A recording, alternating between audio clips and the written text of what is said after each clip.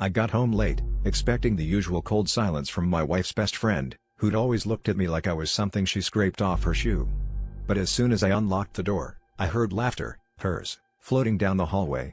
I walked into the kitchen and there she was, barefoot, wearing my wife's robe, pouring 2 glasses of wine like she owned the place.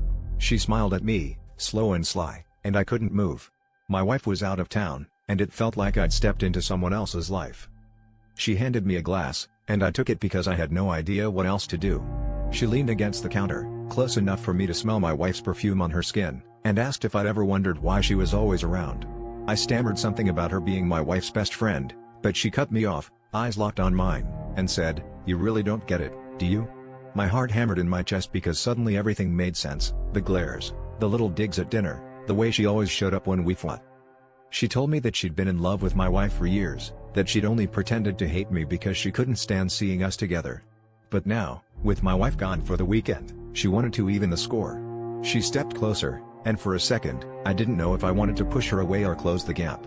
My hands shook as I set the glass down. She reached for my face, and I flinched. The room felt too small, too hot, the air thick with everything unspoken. I told her I couldn't do it, that I loved my wife, even if things between us hadn't been right for a long time.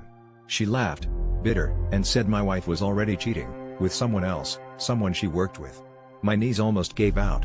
She poured herself another glass, shrugged, and said maybe now I understood what it felt like to be the outsider. The truth settled on me, sharp and ugly. The real betrayal wasn't what happened in the kitchen, but how much I'd ignored, how much I'd pretended not to see.